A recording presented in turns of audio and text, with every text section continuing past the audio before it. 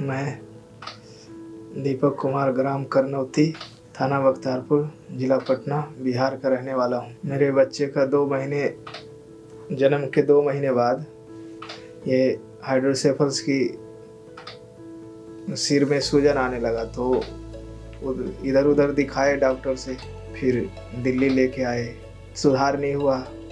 फिर हार कर हम वापस गांव चले गए। फिर एक ऐसे डॉक्टर मिले हमें, डॉक्टर गौरी शंकर। उनसे हम मिले तो उनसे बातचीत किए, फ़ोटो वगैरह दिखाए बच्चे का। उनके पास एक इंटरनेशनल वॉलेंटियर आते हैं, उनसे बातचीत करी। बातचीत करने के बाद वो बोले कि ठीक है, हम ऑपरेशन के लिए डोनेशन करेंगे। फिर गौरी शंकर जी बोले कि आप मेरेंगो हॉस्पिटल में जाइए, वहाँ पे डॉक्टर तरुण सर मिलेंगे, उनसे मिलने के लिए बोले।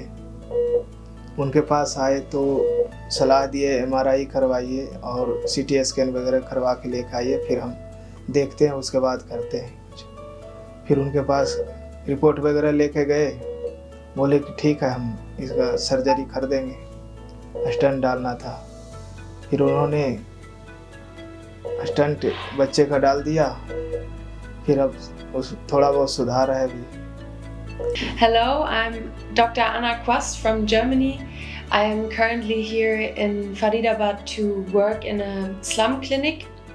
And in the slum clinic, I found out about a little baby with a hydrocephalus, with a big head. The family was so poor that they couldn't afford anything before birth or after birth, even for diagnostics. So knowing the life expectancy of the baby was not great. When I found out about the case, I did a fundraising with my friends and family in Germany to pay for the treatment and the diagnostics. ये जो 2 साल का बच्चा baby Krishna हमारे पास आया था, ये एक जन्मजात बीमारी जिसे कंजेनाइटल हाइड्रोकेफलस कहते हैं, उससे पीड़ित था।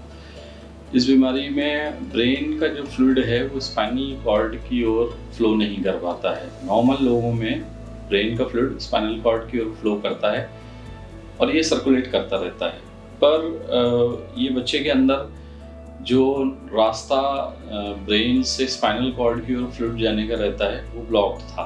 वो कंजेनाइटली बाय बर्थ छोटा बना हुआ था, तो इस कारण से ब्रेन के अंदर पानी भरता जा रहा था और ब्रेन का डेवलपमेंट नहीं हो रहा था।